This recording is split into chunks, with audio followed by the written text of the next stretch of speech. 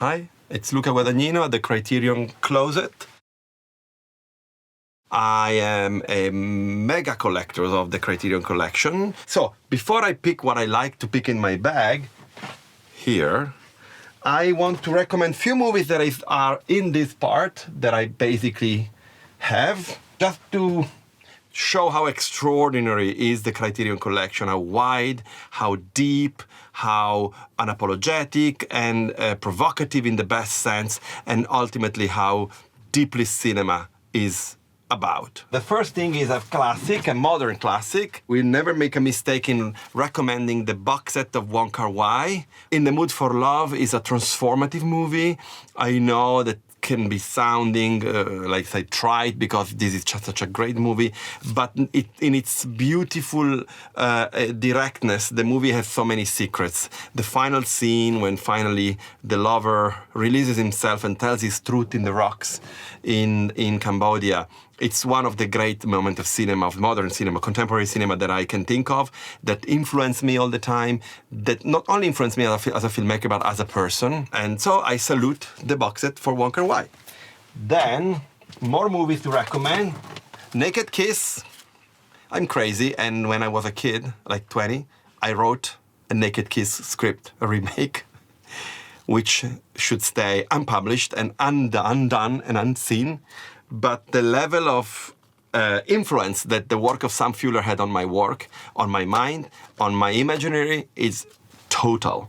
Naked Kiss, Sam Fuller, one of the greatest directors ever lived. This is one of my favorite movies ever, Fat Girl, by the sublime Catherine Breillat.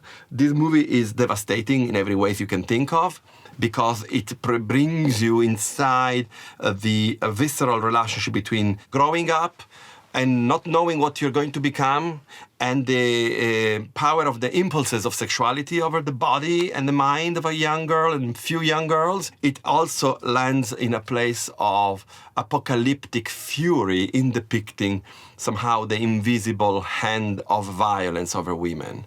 And it has one of the most striking, impossible, terminal finale that I can think of in a movie.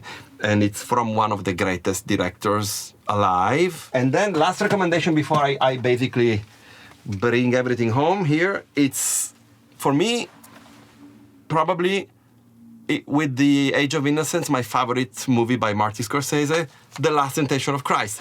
From the novel by Nicholas Kazantzakis, it shows the dream of Christ, of Jesus Christ, of being human, and the impossibility of being so.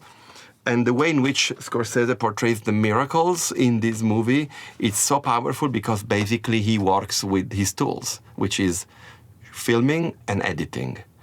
And once at the end Christ transcends and goes into heaven, Martin Scorsese does one of the great miracles of his work as a filmmaker. One of the great movies, one of the great performances of William Dafoe, Harvey Keitel, David Bowie, who plays Pontius Pilatus, Thomas Arana, who plays Lazarus.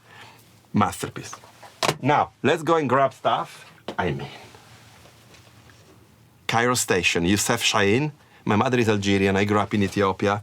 And for the, let's say, Maghreb, the world, and for all that part of sub-Saharan world of Africa, Chahine was like a legend, and it was engraved in the imagery, but also he was one of the great auteurs, and this movie is just sublime. And this is one of the best titles of the Criterion Collection. Sorcerer by Bill Friedkin. This is the movie that almost stopped his career after the triumphs of The French Connection and The Exorcist. So many nominations at the Oscars, winning himself the Oscar, and having engraved himself into the public consciousness, went completely opposite direction, counterintuitive, and made a movie that is obsessive as much as the characters in the movie are obsessive, and actually created for himself the journey that the people in the movie go through in order to create one of the most hallucinating representation of slow time, let's say. It's one of the movies about slow time that I can think of, one of the great ones, Sorcerer. Bill Friedkin. And let's pick a last one, because I feel embarrassed to grab so many things.